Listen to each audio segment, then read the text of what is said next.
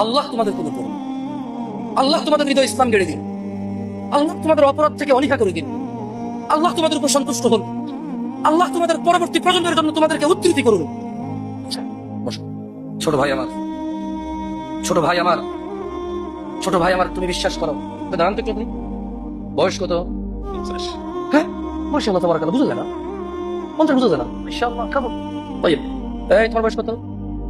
উঠে দাঁড়াও। এদিকে আসো, এদিকে আসো, এদিকে আসো। ওখানে ওঠো, ওঠো। আপনি এদিকে আসেন, আপনি এদিকে আসেন। কষ্ট দিব আপনাকে? এই ছেলে, তোকে বলতেছি, ছোট ভাই আমার, তোকে। তোমার বয়স কত? 60+। ওনার বয়স 60, আপনার বয়স যখন 19 ছিল, চেহারাটা কি ওর মতো ফ্রেশ ছিল? আপনি কি টের পাইছেন কখন সাদা হয়ে গেছে? তুই পারবি। আপনি কি টের পাইছেন ঘুরে টেবে বাইরে গেছে? পার নাই। তাহলে সবকিছু তামাশা না, পাগল ছেলে। আপনি কি টের পাইছেন যে আপনি হঠাৎের মধ্যে প্রতিদিন আয়না দেখেন? আপনি কি একদিন বুঝতে পারছেন বয়স বাড়ছে? বুঝা যায় না। তোমার বয়স যখন 15 বছর ছিল আর এখন দেখছি, তুমি কি কোনো পার্থক্য বুঝতে পারছো যে তোমার চেহারা পরিবর্তন হচ্ছে? যাও, চলে যাও, বসে যাও। ছোট ভাই আমার, তুমিও 50 বছর উপনীত হবা যদি বেঁচে, আর তুমিও বুঝতে পারবে না, দাড়িগুলো থেকে যাবে, পেটটা বেরিয়ে যাবে, চামড়াগুলো কুচকে যাবে। কি যাবে? কুচকে যাবে। ওয়াল্লাহি তুমি আর দৌড়াতে পারবে না, হাঁপায়ে যাবে। তোমার সন্তান বলবে, আব্বা আপনি কি বুঝেন? যেমনটা তুমি তোমার বাপকে বলো। কেউ ঠেকাইতে পারবে না, তোমার এই যৌবন চলে যাবেই যাবে। তুমি দাড়ি কাটিও না ভাই আমার। আর একটা কথা বলি, কারা কারা মুসলমান হয়ে মরতে চান? ভাই লাভ নাই, বলো লাভ নাই। গত বছর করে নাই এরকম? গত বছর করে নাই? আগামী বছর করবে। ব্যাস, এই স্লোগানবাজি বন্ধ করো ভাইয়া, স্লোগানবাজি বন্ধ করো। দিন শিখো, অনুভব করো। আমি মানি, আমি মানি আমি ফেরেশতা না। আমি মানি আমার চাইতে অনেক উন্নত চরিত্রের মানুষ এখানে আছে, আমি মানি। তোমরা আমাকে আনছো বলার জন্য, সেই যোগ্যতায়, সেই ক্ষমতায়, সে আপ্যায়ন আমি বলতেছি। আদারওয়াইজ আমার বলার ক্ষমতা নাই এখানে। আমার চাইতে অনেক শিক্ষিত মানুষ এখানে আছে বেশি। ছোট ভাই আমার, মুসলমান হয়ে মরতে হলে ফজরের 2 রাকাত মিনিমাম ফরজ, জোহরের 4 রাকাত মিনিমাম ফরজ, মাগরিবের 3 রাকাত মিনিমাম ফরজ, আসরের 4 রাকাত মিনিমাম ফরজ, ইশার 4 রাকাত মিনিমাম ফরজ। দিনে 17 রাকাত নামাজ যে পড়ে শুধু সেই মুসলমানের বাইরে।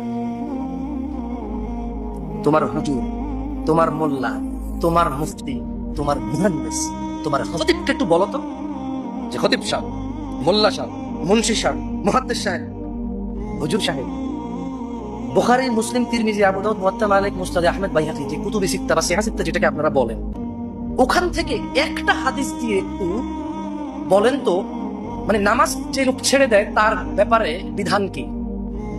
একটা হাদিস শুনে যাও, তুমি একটা হাদিস পাবা না। কোন হাদিসে বলছে মুশরিক, কোন হাদিসে কি বলছে?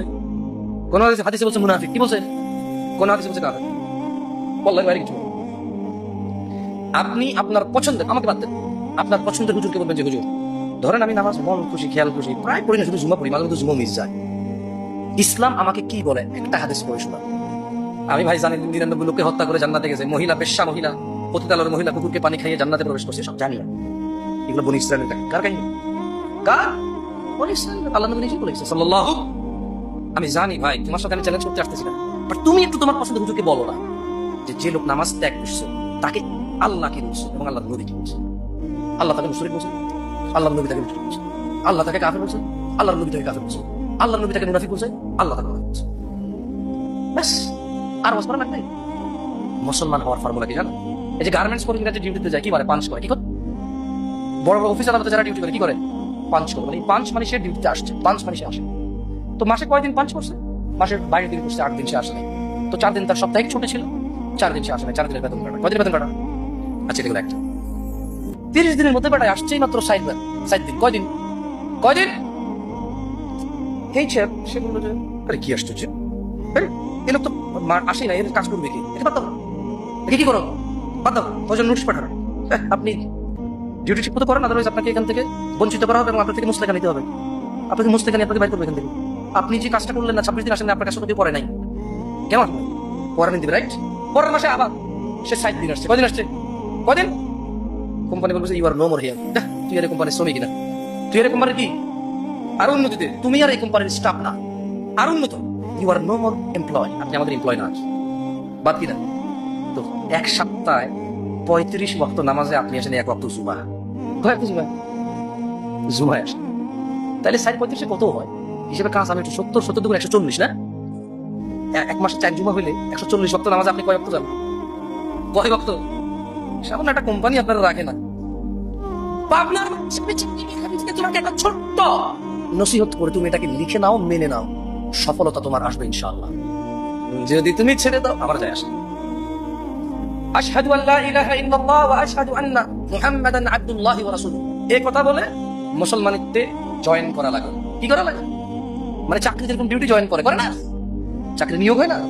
যেই ব্যক্তি আশহাদু আল্লা ইলাহা ইল্লাল্লাহ বলে ওয়া আন্না মুহাম্মাদান আবদুল্লাহি ওয়া রাসূলুহু, সাক্ষী দেয় যে আল্লাহর নবী হচ্ছে আল্লাহর প্রেরিত বান্দা ও রাসূল, সে কি করলো? সে হলো মুসলমানে জয়েন করে ফেললো, মানে সে আশ্রয় নিরাপত্তায় চলে আসছে। কোথায় আসছে?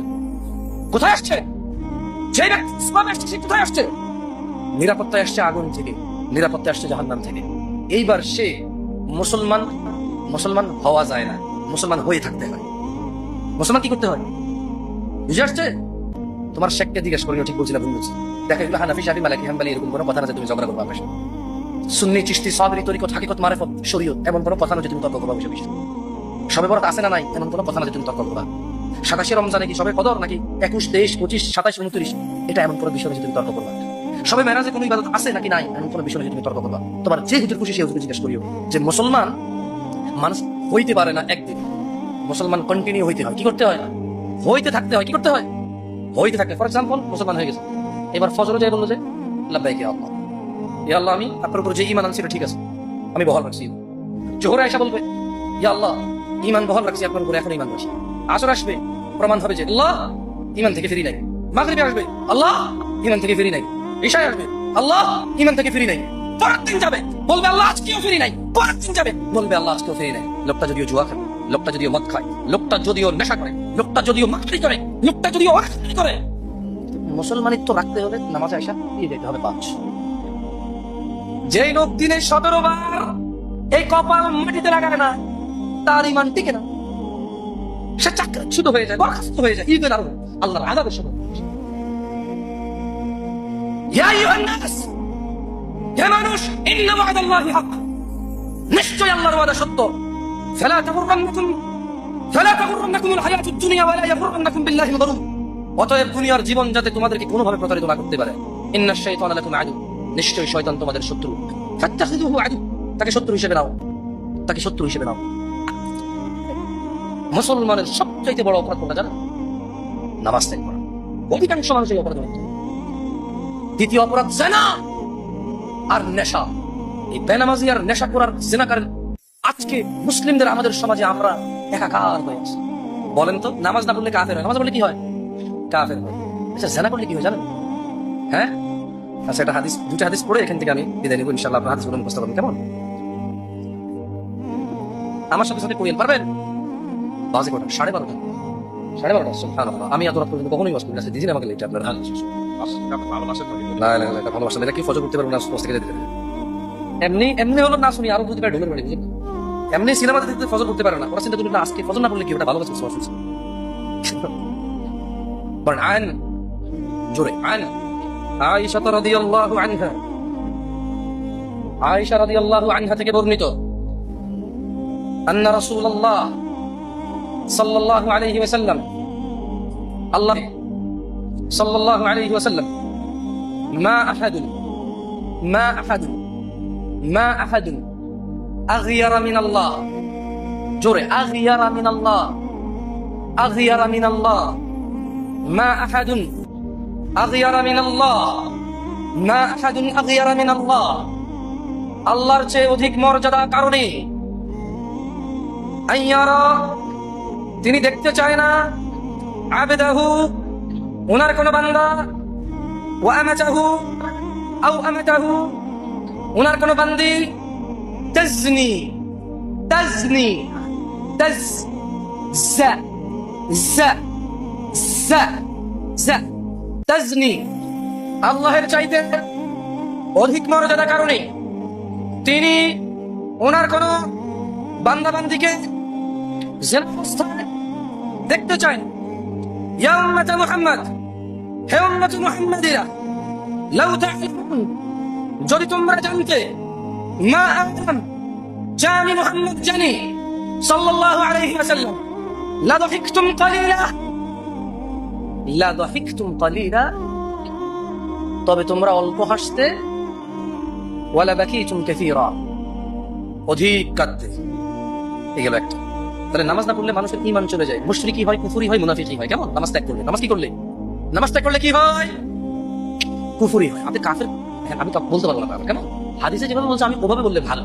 আদারওয়াইজ হাদিস থেকে বের হয়ে কথা বললে, নিজে নিজে চালাকি করে কথা বললে এটা বিশৃঙ্খলা হবে, বুঝছেন? সুন্নতের বাইরে কখনো শৃঙ্খলা নাই। সুন্নতের বাইরে কি নাই?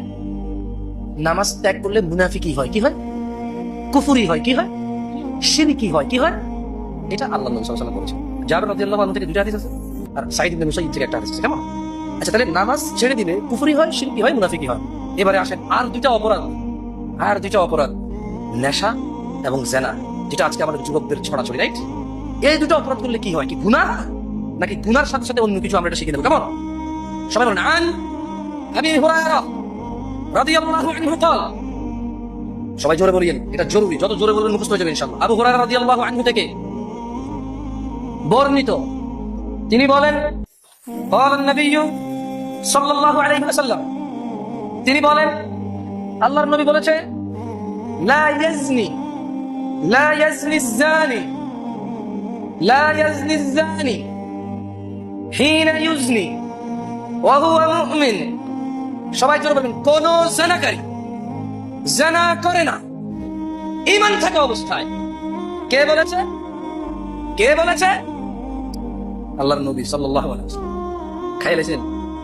এটা শেষ হাদিস, এটা অন্তত খাইলেন না, এটা তো ব্রেইনে নেন। বলেন, আবু হুরায়রা রাদিয়াল্লাহু আনহু, বলেন আবু হুরায়রা রাদিয়াল্লাহু আনহু থেকে বর্ণিত, তিনি বলেছেন, তিনি কে? তিনি আবু হুরায়রা। কে বলেছেন? বর্ণনা কে করেছেন? যে আল্লাহর নবী বলেছে। কি বলেছে? কোন জানাকারী, বলেন, জানা করে না, ওয়া মুমিন, অথচ সে ঈমানদার, অথচ সে কি? কে বলেছে? আল্লাহ রাসূল। কে বলেছে? এবার আসেন, বলেন, ওয়ালা ইয়াশরাবুল খামর হিনা ইউশরাব ওয়া হুয়া মুমিন। কোন নেশাকারী নেশা করে না ঈমানদার থাকা অবস্থায়। তাহলে যখন মানুষ জানা করে কি থাকে? যারা মাইক্রোফোনের সাউন্ড শুনতেছেন, আমি আপনাদেরকে ডাকবো না। কেন ডাকবো না? আমি আসছি বলতে, আমি বলবো। যদি আপনাদের উদ্দেশ্য হয় শোনা, মাইক্রোফোনের সাউন্ড যেখানে যাচ্ছে শুনলেই হলো। আপনার কাজ হচ্ছে শোনা এবং মানা, এখানে আসতে হবে জরুরি না। এতটুকু জানা হয়ে গেছে, বাংলাদেশে 100টা মাহফিল কমিটির মধ্যে এন্তেজামিয়া কমিটির 85 জন নামাজি করে। এতটুকু আমি বুঝতে পেরেছি ফজরের নামাজে এদেশের মসজিদগুলোতে পড়ে। তো মাহফিল যে একটা সংস্কৃতি অনুষ্ঠানে পরিণত হয়েছে, এটা কি আর বুঝার বাকি আছে? মাহফিল কমিটি কি উদ্দেশ্যে মাহফিল করে আমি জানি না, তবে যদি হয় ধর্মীয় অনুভূতি বৃদ্ধির, যদি হয় ধর্মীয় নলেজ বৃদ্ধির, যদি হয় আল্লাহ ভীরু মানুষের তৈরি করার একটা চেষ্টা, তাহলে মাহফিল কমিটি নিজেই কোনো টাকা নিজের প্যান্ট পরে ঈশান নামাজ না পড়ে এখানে কে আসছে, কে খাইছে, কে টাকা দিয়ে গেছে, দাম দায় করে আমরা মনে করছেন নিও।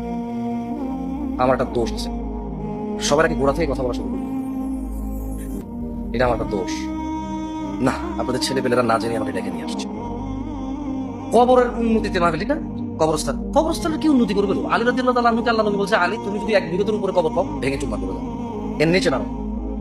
এখন আপনি এই টাকা কবরের কি উন্নতি করবেন? আপনি সর্বোচ্চ আপনি ওয়াল তুলতে পারবেন, ফুল গাছ লাগাইতে পারবেন, সলিং করে রাস্তা বানাতে পারবেন, দোকান দিয়ে আসতে পারবেন। আপনার এই সলিং আর এই ওয়াল কবরে যে আছে তার কি লাভ? একজন তো বলেন তো। যদি বাংলাদেশের কোনো মানুষ আমাকে বলতে পারে যে যদি কারো কবরস্থানে কেউ সলিং করে আর ফাঁকা করে, রং বেরঙের ফুল গাছ লাগায়, সিরামিক দিয়ে টাইলস করে সাইড ওয়াল করে, তাইলে যে কবর শুয়ে আছে তার এতে 1 নেকি হয় বা একটা গুনাহ ক্ষমা হয়, আমি জামশেদ মজুমদারকে যে শাস্তি দেওয়াই মাথা পেতে দেব। আমি কাউকে চ্যালেঞ্জ করলাম না টাকা টুকা বোম বান্ধি। আমি বলবো যে আমি হয়তো হেরে যাবো, তো আমি হেরে গেলে কি হবে? আমাকে যা শাস্তি দেবেন, যদি বলেন কান ধরে উঠবস করে বলবো, যদি বলেন আর এই পাবনা শহরে ওয়াজ করতে ঢুকতে পারবি না, আমি ঢুকবো না ইনশাআল্লাহ। যদি বলেন এই দেশ ত্যাগ করো, আমি ইনশাআল্লাহ বিদেশ চলে যাবো কোথাও, আল্লাহ যেখানে রিজিক আছে, যদি কোনো মায়ের ছেলে বলতে পারে। এখন এখানে কালেকশনের জন্য আলাদা বক্তা নিয়ে আসতে হয়। আমি এখন আসি কোথায়, আপনার কোথায়? গয়েশপুর। এখানে কি 80% মানুষ গয়েশপুরের না? আপনার মসজিদ, আপনার মাদ্রাসা, আপনার কবরস্থান, আমি দূর থেকে এসে টাকা চাই নিতে হবে, মানে কি ফাইজদামি নেই? আপনি আমার দিবেন টাকা, টাকা দিবেন কারে?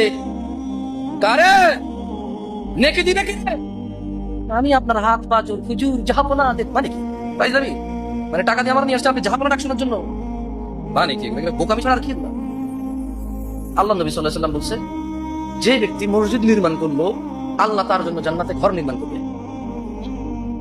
আল্লাহ নবী সাল্লাল্লাহু আলাইহি ওয়াসাল্লাম বলছে, যদি কোনো মানুষ সুবহানাল্লাহ বলে, জমিন থেকে আসমান পর্যন্ত খালি জায়গা নেকিতে পূর্ণ হয়ে যায়। এখন উনি বলছে মসজিদ বানাবে, যে তার জন্য ঘর বানাবে আল্লাহ জান্নাতে। এখন আমি আপনার মাপ চাইতে হবে কেন ভাই? আপনার যদি ঘর না লাগে জান্নাতে, নিয়ে নামার কি? আমি তো নামাজ পড়বো ভাই, আমতলায় হোক জামতলায় হোক, গাছতলায় হোক, ছেলে নিচে হোক, মাঠে হোক, মসজিদে হোক, আমি তো ভাই নামাজ পড়বো ইনশাআল্লাহ। এসি থাক বা ফ্যান থাক, সিরামিক থাক বা মাটি থাক, ওয়াক্ত হয়েছে 5 জন আছি, এটা মধ্যে আমি ভাই জামাত করে দিই না। আবার ওই বিএনপি জামাত যোগ, যেটা ওই জায়গাটা না সমস্যা, বাংলাদেশে আরবি কথার বহুত প্রবলেম হয়ে আছে। মানে নামাজের জামাত আমি করে দেবো, আমরা বুঝাতে পারছি। আমি হ্যাঁ মাদ্রাসা বানানোর জন্য হয়তো আমি কখনো চাইবো, কারো কাছে চাইলে এসে কেন? বাচ্চারা আসবে, দিন শিখবে, ও আলিফ বলবে, যে ওটা বানাই দিবে, আলিফের 10 নেকি ওই বাচ্চা পাবে, 10 থেকে 700 নেকি ওই বাচ্চা পাবে, যে এটাতে সহযোগিতা করবে সে 10 থেকে 700 নেকি সেম পাবে। আসলে ওটা অনেক বড় বিজনেস আল্লাহর সাথে। কার সাথে? আল্লাহর সাথে। সুবহানাল্লাহ। আল্লাহ তাআলা কোরআনে এটাকে বলতেছে কি জানেন? আরে আমরা কোরআন পড়ি না রে ভাই। ইয়া আইয়ুহাল্লাযীনা আমানু, হে তোমরা যারা ঈমান এনেছো, হাল আদুল্লুকুম আলা তিজারাহ, আল্লাহ বলেন আমি কি তোমাদের একটা ব্যবসার সন্ধান দেব? তুনজিকুম মিন আযাবিন আলীম, যে ব্যবসা তোমাকে মহা যন্ত্রণাদায়ক শাস্তি থেকে মুক্তি দিবে। তো এই ব্যবসা কি? তুমিনুনা বিল্লাহ, পুঁজি কি? আল্লাহর প্রতি ঈমান আনা। পুঁজি কি? ওয়া তুজাহিদুনা ফি সাবিলিল্লাহ, আল্লাহর রাস্তায় জিহাদ করা, চেষ্টা করা। আমওয়াল, সম্পদ দিয়ে, ওয়া আনফুসিকুম, তোমাদের জীবন। প্রথমে সম্পদ দিয়ে চেষ্টা করতে হবে, না হলে প্রয়োজন জীবন লাগিয়ে দিয়ে দিলাম, যা আল্লাহর প্রতি ঈমান আনলাম, চেষ্টা করলাম আল্লাহর রাস্তায়, সম্পদ দিয়ে হচ্ছে না, জীবন লাগবে নে। কার রাস্তায় চেষ্টা করবো? তাহলে জিহাদ হচ্ছে পুঁজি। জিহাদ কি? সম্পদ হচ্ছে পুঁজি কি? আর ঈমান হচ্ছে পুঁজি কি? কিসের পুঁজি? তুনজিকুম মিন আযাবিন আলীম, মহা যন্ত্রণাদায়ক শাস্তি থেকে মুক্তি পাওয়ার পুঁজি। বুঝতে পারছি? তারপরে এখানে আসলে বলছেন কবরের উন্নতি। আমি তো কবরের কোনো, এইখানে বসে কি কবর উন্নতি করতে পারে না, প্রশ্ন। যে মরে গেছে সে যদি কারো কিছু শিখাই যায়, আলিফ বা তা, কোরআন শিক্ষা, অথবা কোথাও কোরআন দিয়ে রাখছে, কোথাও মাদ্রাসা কাউরে পড়াইছে, ওই বাচ্চা পড়ে, ওই মসজিদে নামাজ পড়ে, ওর নেকি হবে। ওর কি হবে? নেকি হবে, যে মারা গেছে। 2, সে যদি কোথাও সাদকা জারিয়া করে যায় বা জ্ঞানের পৃষ্ঠপোষকতা, ওখান থেকে সে নেকি পাবে, মানে কবর উন্নত হবে তার। আর একটা আছে, কয়টা আছে? নেক ছেলে সন্তান, যে তার মা বাপ মারা যাওয়ার পরে দোয়া করবে যে আল্লাহ তুমি ওকে মাফ করো। এই ছাড়া যে কবরে আছে তার আর কোনো উন্নতি আমার জানা মতে নাই। কি নাই? জানা মতে নাই। এখানে আপনারা কেন আসছেন আমি জানি না, শুরুতেই বলেছি। তবে এখান থেকে কি নিয়ে যেতে পারেন সেটা আমি বলতে পারবো। এখানে আপনি কেন আসছেন আমি জানি না, তবে এখান থেকে আপনি কি নিয়ে যেতে পারেন যদি আপনার ইচ্ছা হয়, তা আমি জানাই দিতে পারবো। তবে তা আমি দিতে পারবো না। এখান থেকে আপনি যা নিতে পারবেন তা আমি দিতে পারবো না, তবে এখান থেকে যা নিয়ে যেতে পারেন তা আমি জানাতে পারি। আন আবি হুরায়রা রাদিয়াল্লাহু আনহু قال, আবু হুরায়রা রাদিয়াল্লাহু আনহু থেকে বর্ণিত, তিনি বলেন, قال রাসূলুল্লাহ সাল্লাল্লাহু আলাইহি ওয়াসাল্লাম, আল্লাহর রাসূল সাল্লাল্লাহু আলাইহি ওয়াসাল্লাম বলেছে, মান সালাকা তরিকান ইয়ালতামিসু ফীহি ইলমা, যেই ব্যক্তি জ্ঞান অর্জনের জন্য পথ চলা শুরু করবে, মানে যেই ব্যক্তি ইসলাম শিখার জন্য মক্তবে গেল, মাদ্রাসায় গেল, মসজিদে গেল, খুতবায় গেল, ওয়াজে গেল, দ্বীন শিখবে বলে, সাহালাল্লাহু লাহু, আল্লাহ তার জন্য সহজ করবে তরিকান ইলাল জান্নাহ, জান্নাতের পথ। মানে এখানে আপনি কেন আসছেন জানি না, তবে যদি দ্বীন শিখার জন্য আসেন আল্লাহ জান্নাতের পথ সহজ করবে, এটা জানাই দিতে পারি। এখন আপনি কি করবেন সেটা আপনি জানেন। কি এলাকার কৃষ্টি কালচার এগুলো করবেন নাকি দ্বীন শিখবেন? হ্যাঁ, বলবেন যে হুজুর আপনাকে তো আনছি দ্বীন শিখানোর জন্য, আমি আপনাকে কিছু হাদিস পড়ে শোনাইতে পারি, এগুলো কি আমি দ্বীন হিসেবে জানি? এখন এগুলো যদি আপনি মুখস্থ করেন, এগুলো যদি আপনি মনোযোগ দিয়ে শোনেন এবং জীবনে যদি আপনি আমল করেন, তাহলে আপনি দ্বীন শিখলেন ও পালন করলেন। আমি আপনাকে আপনার হৃদয় গেঁথে দিতে পারবো না, সর্বোচ্চ কান পর্যন্ত পৌঁছাইতে পারবো আল্লাহ তৌফিক দিলে ইনশাআল্লাহ। হৃদয় পর্যন্ত কে পৌঁছাবে? মায়ের গর্ভের পুত্র সন্তান কে দেয়? মায়ের গর্ভের কন্যা সন্তান কে দেয়? কে যিনি মায়ের গর্ভে উভয় দান করে, কে যিনি আসমান থেকে বৃষ্টি বর্ষণ করে, কে যিনি মানুষের রিজিককে সংকুচিত করে অথবা সম্প্রসারিত করে। আমরা কার কাছে ফিরে যাব? হিসেব নিবে কে? সব ক্ষমতার মালিক কে? জান্নাতের মালিক কে? জাহান্নামের মালিক কে? প্রশংসা কার? আলহামদুলিল্লাহ, আলহামদুলিল্লাহ, আলহামদুলিল্লাহ। নিঃশ্বাসের মালিককে, এ জীবন কার দেওয়া, এ হায়াত কার দেওয়া, এ সুস্থতা কার দেওয়া, ধনী ও দরিদ্র কে করে, পরীক্ষা কে করে, শীতে কে ফলাফল দেবে, প্রশংসা কার, সালাত কার জন্য, যাকাত কার জন্য, ওয়াজ কার জন্য, ঈমান কার জন্য, সিয়াম কার জন্য, নিয়ত কার জন্য, বিয়ে শাদী কার জন্য? তাহলে প্রশংসা কার? আল্লাহ। আলহামদুলিল্লাহ, তিনি পরাক্রমশালী মহাজ্ঞানী, ওনার কাছে প্রত্যাবর্তন মানুষের। এই পৃথিবীতে আল্লাহর পরিবার রয়েছে, আমি কিচ্ছু করতে পারবো না যদি আপনি আল্লাহর পরিবারের অন্তর্ভুক্ত না হন। আমি সর্বোচ্চ আপনাকে বলে দিতে পারবো কি করলে আল্লাহর পরিবারের অন্তর্ভুক্ত হবেন, সর্বোচ্চ বলে দিতে পারবো। এর উপরে আমার কোনো ক্ষমতা নাই কিছু। যদি থাকতো আমি নিজেকে অনেক উন্নত করে ফেলতাম, আমার এত দোষ থাকতো না। যদি থাকতো এত লাল নীল বাতি দেখে আমি মেজাজ হারাইতাম না আপনাদের এখানে। এত অপচয়, এত অপচয়, এত অপচয়। عن انس بن مالك رضي الله عنه قال انس بن مالك رضي الله عنه থেকে বর্ণিত, তিনি বলেন قال رسول الله صلى الله عليه وسلم, আল্লাহ রাসূল সাল্লাল্লাহু আলাইহি ওয়াসাল্লাম বলেছেন, ইন্না লিল্লাহি আহলান মিনান নাস, নিশ্চয়ই মানুষের মাঝে আল্লাহর পরিবার আছে। কার পরিবার? কার পরিবার? কোথায় আছে? ওয়াজ খেয়ে ফেলবেন আপনার ইচ্ছা ভাই। গত বছর হয়েছে, আগের বছর হয়েছে, আপনার দাদাই শুনছে, আপনার বাপে শুনছে, এখন আপনি শুনুন, কদিন পর আপনার পোলাই শুনবে। যদি খেয়ে হজম করে ফেলেন, আমার কি? আপনি আস্থা রাখেন, যদি এখানে সবাই উঠে চলে যান আমার যায় আসে, আসা উচিত। যদি এই পুরো মজলিস পরিপূর্ণ হয়ে মানুষের জায়গা না হয়, এতেও আমার লাভ না হওয়ার সম্ভাবনা আছে যদি আমার ইখলাস ঠিক না থাকে। কি ঠিক না থাকে? যদি আমি বক্তা হতে আসি তবে আমি বক্তাই হব, নেকি পাবো না। যদি আমি বিখ্যাত হতে আসি, বিখ্যাত হব, নেকি পাবো না। আসলে আপনি বা আমি কেউ নিজেরা যে নিয়তে আসছি এর বাইরে কিচ্ছু পাবো না, এর বাইরে কিচ্ছু পাবো না। মনোযোগ দিয়ে শুনবেন। আমি ওয়াজের আগে ভাই কিছু খাই না, এটা আমার বহুত সচ্ছে মাসে, আপেল দিচ্ছে, আঙুর দিচ্ছে, কমর আছে, আল্লাহ আল্লাহ জামাই ভালো মেহমানদারি করতেছে, আমি কিচ্ছু খাই না, শুধু পানি দিচ্ছি। কেন? কথা বলাতে অলসতা চলে আসবে। খাওয়া খেলে মানুষের অলসতা ধরে, আমার ধরে বেশি। আমার একটু না হয় শক্তি কম, আপনাদের তো শক্তি নাই, অসুবিধা নেই না। শটপুরি, ফুচকা, দুধ, বাদাম নিজে খেয়েছেন, ভাবিরে পাঠাইছেন না, খালাস, নিজের শান্তি, ঘর শান্তি, সব শান্তি, প্রেমিকা শান্তি। অসুবিধা এখন তো শুনতে পারেন মনোযোগ দিয়ে না, এত অসুবিধা নাই। তো কিছু জিজ্ঞাসা করলে বলিয়েন, কেমন? আলু খাইছেন, ফুচকা খাইছেন, নিজে খাইছেন, ভাবি লেগে পাঠাইছেন, প্রেমিকার লেগে পাঠাইছেন, সব মন দিল সব নিয়েই তো এখানে আসছেন। আর কোনো কাজ বাকি নেই, এখন শুধু ওয়াজ শোনা বাকি। কি শোনা বাকি? মনোযোগ দিয়ে ওয়াজ শুনিয়েন এবং দেখি না আপনার কোনো কাজে আসে কিনা। عن انس بن مالك رضي الله عنه, আনাস ইবনে মালিক রাদিয়াল্লাহু আনহু থেকে বর্ণিত। তাহলে সাহাবীর নাম কি? সাহাবীর নাম কি? আমি দুইবার জিজ্ঞেস করবো, কেমন?